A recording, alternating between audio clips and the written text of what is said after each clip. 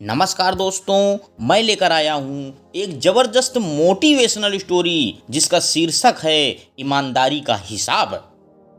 यह कहानी हमें बताएगी कि ईमानदारी हमारे अंदर होनी चाहिए, न कि बाहर। कहानियाँ दर्पण होती हैं हमारी ज़िंदगी का। कभी कभी कुछ स्टोरी हमें कुछ ऐसा सिखा जाती है जो शायद पूरी ज़िंदगी के अनुभवों में हम नहीं सीख पाते हैं। तो आइए ध्यानपूर्वक सुनते हैं। यह वो किस्सा है जो अब मेरी ज़िंदगी का हिस्सा है। मैं थोड़ा जिद्दी किस्म का इंसान हूँ और इसी जिद की वजह से बचपन में मुझे बहुत मार पड़ी है। लगभग मुझसे घर के सारे लोग परेशान रहते थे। माँ तो इस जिद की वजह से हर दूसरे दिन झाड़ू से मारती या फिर बात करना बंद कर देती थी। इसलिए मैं भी थोड़ा चिड़चिड़ा सा रहता था। लेकिन इन सब रंजिशों के बीच एक शख्स चुपचाप मेरे साथ खड़ा रहता था। वह थे मेरे पापा। हाथ उठाना तो दूर की बात है, मुझे तो यह भी याद नहीं कि वह आखिरी बार उन्होंने मुझसे ऊंची आवाज में बात कब की थी। हूबहू मेरी तरह दिखते थे वो, क्योंकि पापा हमेशा कहते थे कि जितना मैं उनसे सीखता हूँ उतना वह मुझसे सीखते हैं।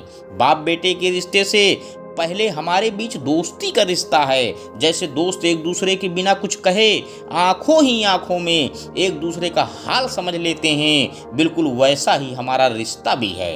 पापा मुझसे कभी किसी के लिए मना नहीं करते।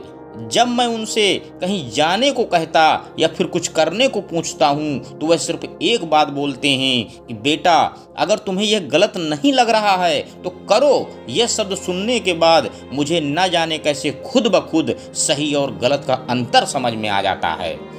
यह बात उस समय की है जब मैं क्लास 5th में पढ़ता था। ठीक 1 तारीख को पापा की तनख्वाह आती और महीने के पहले रविवार की शाम पापा और मैं महीने भर का राशन लेने के लिए एक साथ जाते थे। मुझे याद है कि एक पुरानी सी साइकिल के हैंडल पर 2 थैले बांधकर महीने भर की खुशियां लेकर आते थे।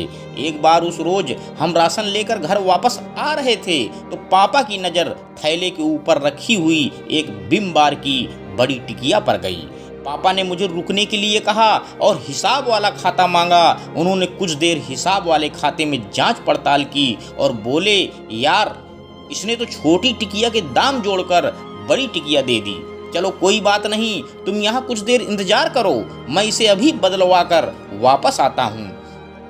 इतने में मैं फट से बोल पड़ा, पापा यह क्या कर रहे हो, अब रहने भी दो। आप यहाँ इतनी दूर वापस जाओगे। तो पापा एक पल को रुके, जरा सा मुस्कुराए और उस टुकिया को हाथ में लेकर बोले, बेटा यह मुझे गलत लग रहा है तो मैं ये नहीं करूँगा।